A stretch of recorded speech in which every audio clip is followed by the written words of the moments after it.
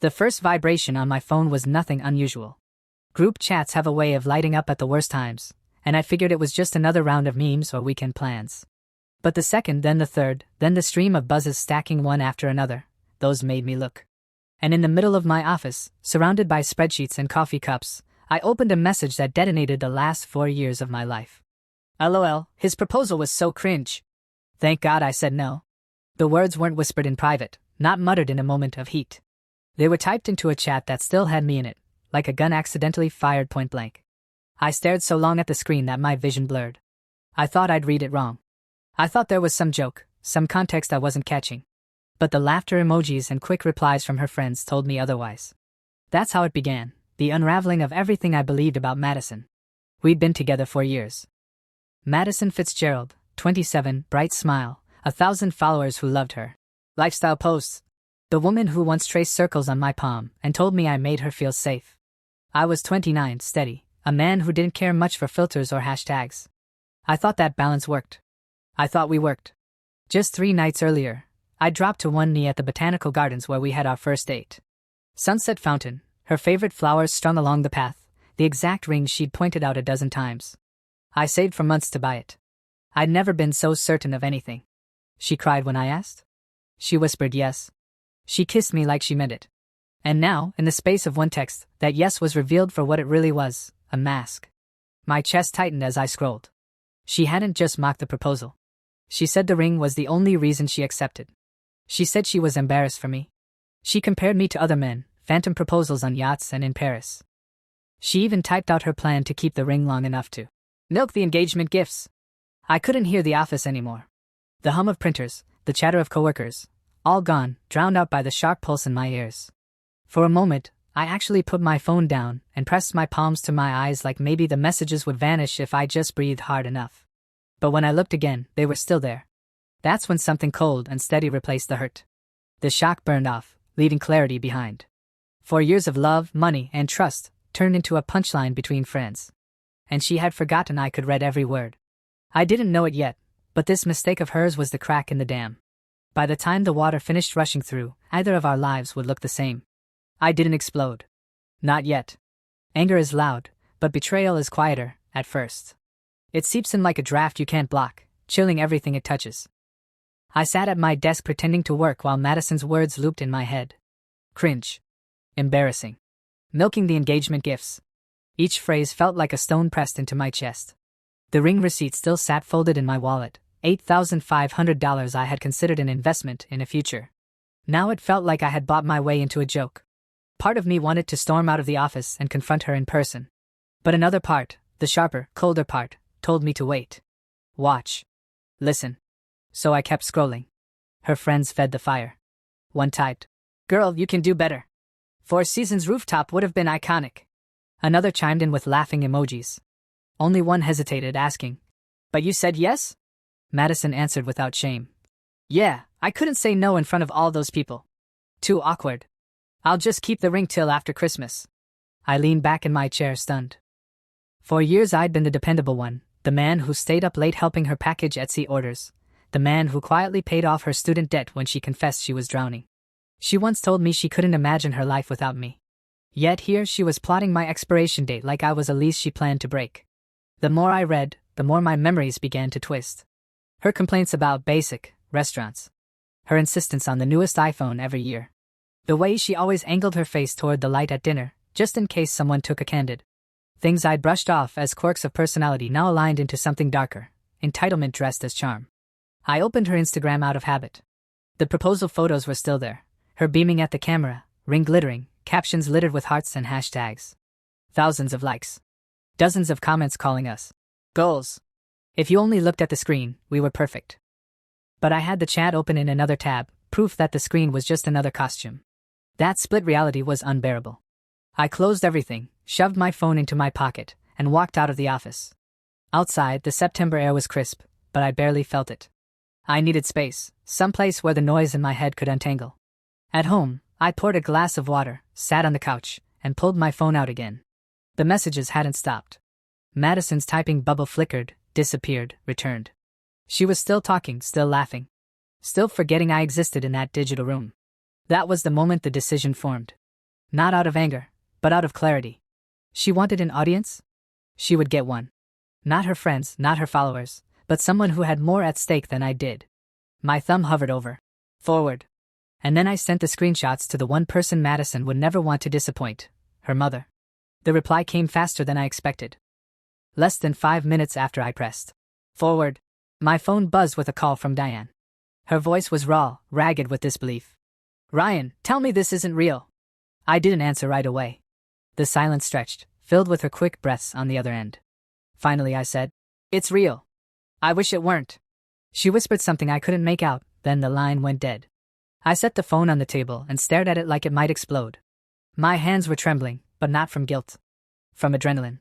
For 4 years I had been careful, steady, reasonable, the man who swallowed his doubts because love was supposed to mean patience. But now patience had ended with one swipe of my thumb. It didn't take long. 10 minutes later, Madison's name lit up my screen. Call after call, back to back, like a fire alarm I couldn't silence. Then came the texts. Ryan, please. That was a joke. You don't understand. Brittany pressures me to say things. Answer me. I didn't mean it. Each message felt more desperate than the last, but all I could think of was her line about milking the engagement gifts. Words typed in her voice, laughing at me while I thought we were building a life together. When I didn't respond, her tone changed. You told my mom? Are you insane? That one hit different. Not because of the anger, but because of the shift. For the first time since I'd read the chat, I felt something other than betrayal. I felt power. For once, Madison wasn't the one curating the narrative. Her followers didn't matter. Her friends' approval didn't matter. She couldn't filter this, couldn't crop it, couldn't hashtag her way out. By the time she came home that evening, the storm had already broken. I heard the front door slam, and then she was there, mascara smudged, words tumbling out faster than her breath. Ryan, baby, listen, please. You're twisting it. I was exaggerating, you know how girls talk.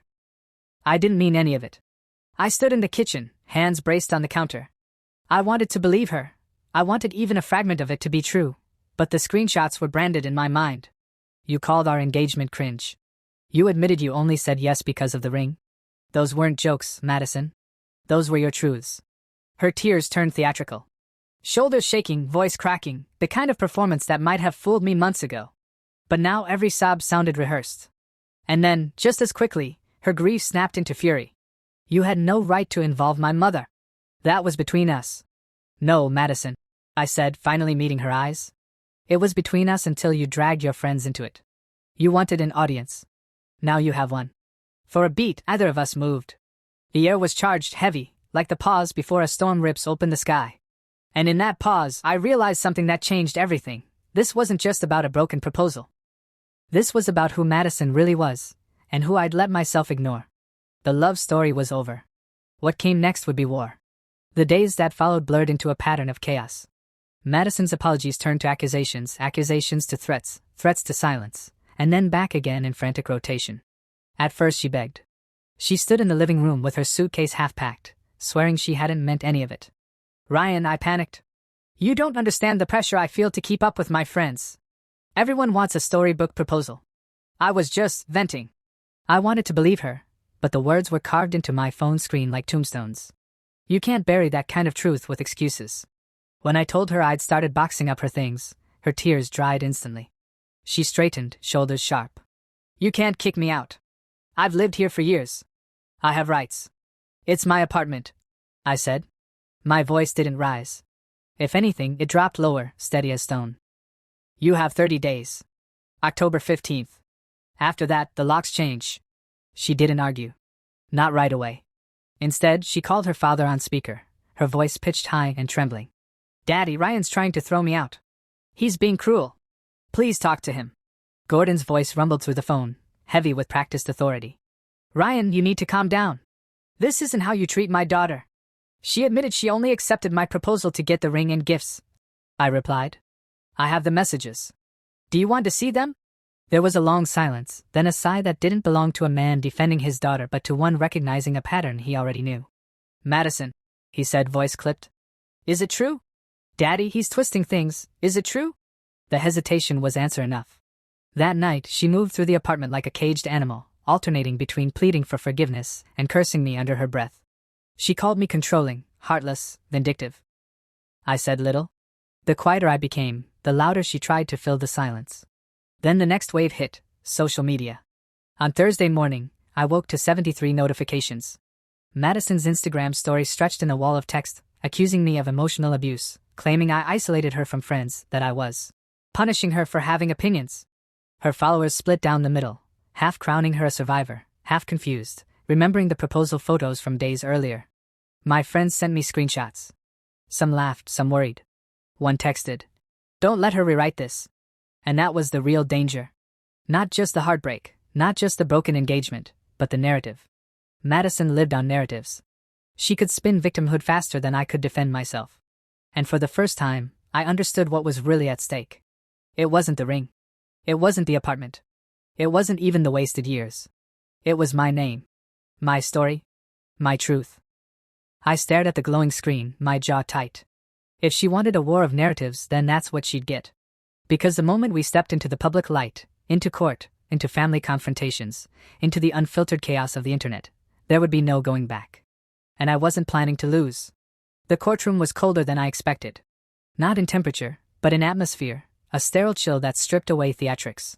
There were no filters here, no carefully staged posts, no sympathetic followers pressing the like button. Just hardwood benches, a judge with tired eyes, and the quiet scratch of a clerk's pen. Madison sat across the aisle, her lawyer whispering in her ear.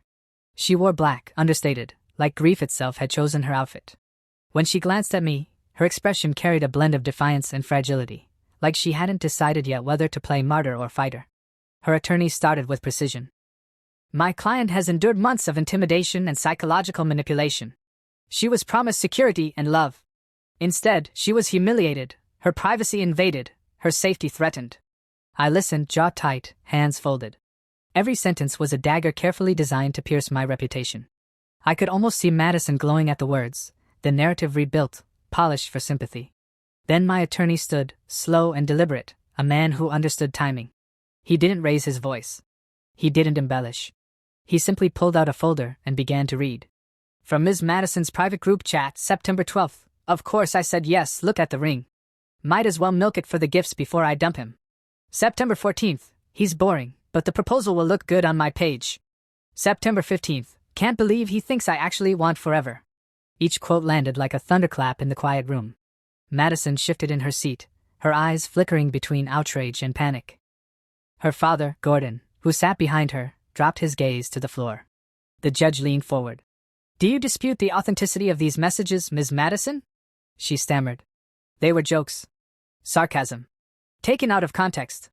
But the words were already in the air, undeniable, etched into the silence like graffiti on stone. For the first time since the engagement, I felt the weight lift. Not joy, not victory, something heavier, deeper. Release. My lawyer slid a final photo onto the bench, Madison's own social media post from just a week before, a bright smile caption so blessed to have found my forever. The contradiction between the curated lie and the raw text was complete, impossible to reconcile. The judge spoke evenly. This court cannot ignore evidence of intent. Engagement gifts, property rights, and living arrangements will be resolved accordingly. But as for allegations of abuse, there is no credible basis. Madison froze, as though the ground had been yanked from beneath her. I didn't celebrate. I didn't even look at her. I just breathed. For the first time in months, I allowed myself to exhale fully. Because the climax wasn't about winning or losing. It was about truth finally outshining performance. Madison built her world on appearances. But here, in this unflinching light, appearances had cracked. And everyone could see what lived underneath. The trial ended on a Tuesday, but the silence that followed stretched for weeks. No more subpoenas, no more tense phone calls, no more waiting for the next accusation. Just the echo of my own breathing in an apartment that suddenly felt enormous without her. Her things were gone. The faint perfume in the closet faded. Even the small hair ties she left scattered on countertops had vanished. The emptiness should have felt lonely, but it didn't. It felt clean. Friends asked if I felt vindicated. You proved her wrong, they said. You got justice. But that wasn't how it felt. It wasn't victory. It was survival. A long exhale after holding my breath for too long. Madison didn't disappear, though. She resurfaced online within days, weaving a softer narrative. Photos of herself in muted tones, captions about healing, about betrayal, about how sometimes the people you love the most hurt you deepest. Her comments section filled with sympathy from strangers who didn't know the truth, or didn't care to. But I didn't watch for long. I muted her accounts, blocked her friends, pulled the plug on the endless stream of curated lies. The war of narratives only works if both sides play. I was done playing. Instead, I started small. Morning walks without checking my phone. Dinner with old friends I'd drifted from. Evenings spent reading instead of scrolling. Life wasn't glamorous, but it was real, and for the first time in a long while, it was mine. One night, as the city buzzed below my window, I pulled out the small velvet box that had started it all. The ring gleamed under the dim light, still sharp, still dazzling, still heavy with what could have been. I didn't feel anger anymore. Just a quiet clarity. The ring wasn't a symbol of love, not anymore. It was a reminder of how easily we mistake performance for truth, appearance for depth. I closed the box and set it in a drawer. Not to keep, not to return, but simply to put away. Some stories don't end with flames or fireworks. Some end with a drawer sliding shut and a man finally letting go. When I turned off the light and laid down, I thought about the word forever. Madison had chased it like a brand to wear, something shiny to hold up for others. But forever isn't in rings or captions. It's in the quiet choices we make after the noise dies down. The apartment was silent, but the silence was different now. It wasn't absence, it was possibility. And for the first time since all of it began, I felt ready for whatever came next. Forever had been a promise broken in her hands. In mine, it was no longer a prison. It was a horizon.